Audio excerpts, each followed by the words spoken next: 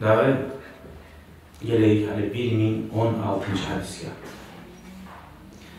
Ve an Ebi Sa'id el-Hudri radıyallahu anh qaytarab bu hadisda gele şu ikkide kul a'uzu bi rabbil falaq haqqından ve kul a'uzu bi rabbin nas haqqından. Kana Resulullah sallallahu aleyhi ve sellem yeta'avvadu minel can ve aynil insan. Peygamber aleyhisselam ozu şu ayaklar düşmüşçe de cillerden Allah'ı beni sakladı tileydi. Peygamber Musa da menç Allah'ın peygamberime mağa cin, şeytan niyeti o dedi, parahattığı dedi. İnsan niyeti menç Allah'ın peygamberime dedi. Şu Peygamber aleyhisselam kudva, primer, ulu. Sonra hatta Peygamber Musa da daim Allah'a arka tayamalık. Allah'tan kıymet tilemalığı tayman bir zamanla. Allah'a harbi olmalığı şunu bulan Müslüman adamını okutabilir. Şu hatta nazaletil muavvadatani.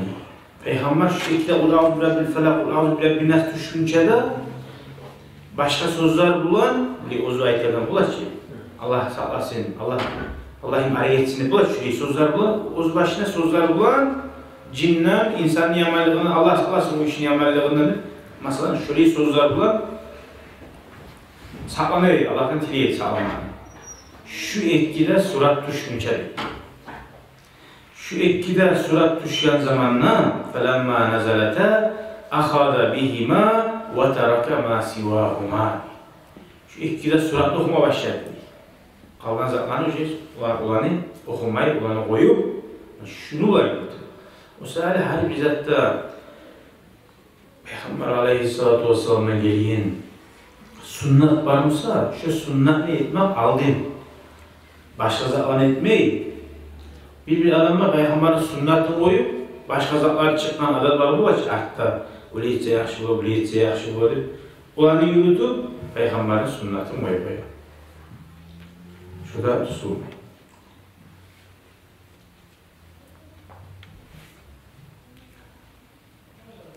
Mesela Peygamber ayeten sözlerden bugün biri Allahümme inni a'udhu bika minel canni ve aynil insani diyor. Allah'ım ben seni saklı bulamam cillerden ve insanın gözünden de şöyle ayetler olur. Şu sözlerden bir ayet var. Kul a'uzu bi rabbil felak ne? Kul a'uzu bi rabbin nas diyor.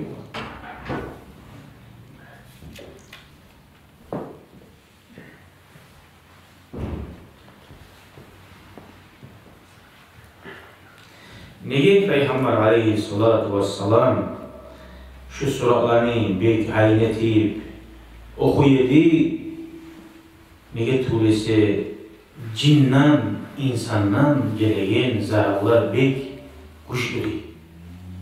İşleyen yerine sıkın olsun, ya da maşinin olsun, araba maşinin ola, ya da mesela bir abi yaşlarım var, adamın göz tiymak var. Gözünü okup, esetkene var, göz tiyi bulam kene ulaşamsan, göz tiyi, ayaklarını okup, tukuru, Allah'ım şu an sağla. Her bir cinnan, şeytandan, insanı göz tiymaktandır. Şu gatta pek haynetip okuma gereği izahlardandır, şu ekkide surat. Eğer tuğlese şunun içinden, hala onun Kur'an ayaklar manasını çeçelir. Şu çağda güçlü manalar var, şeytandan, insanı zararından sağlıyor. Şundan anlaşıldığı dağda göz tiymakta gerti zat. Peygamber aleyhissalatu vesselam göz tiyan hazır yalgan bolgamsa beni göz tiymaktan sağladı baymasın. Yoksa bolgamsa, yoksa beni sağladı baymasın. Boru yoksa borudan kaçmayacağım, borudan kaçacağım. Doğru. Şunu yemek, sihru da bir adamlar var, sihru yok. Vallahi haber. Adam uzu başı bağı alabilir hakkında baş. Sihru da var, göz da var, şeytan da var, cin de var. Adam görmeyen zat yok zat deyimse yalandır. Köp görünmeyen zatlar var. Hali kosmostaki bazı zatını görürüz mü? Görmeyiz hiç. Hali görmeyenler yok dep turganımız hali boyunca aparat çıkınca, bu texnika çıkınca yok dep turganımız yok bulmayı çoğlar. Var hiç, prosta hali boyunca görmeyi. Şöyle bir gitçi mikrop var. Yok bir mikrop degen bundan hali bazı görse de gitçi mikrop var belki. O senin zayıflığından görmeye geliyor. İnsan zayıf.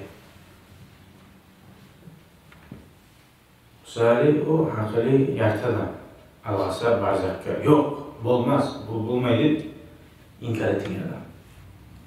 Harzakka biraz uğraşıp bilen yollara sonra aktarmaydık. Mesela bir hadislerde okuduk Peygamber Aleyhisselatü Vesselam haberlay boru söyleyen dedi.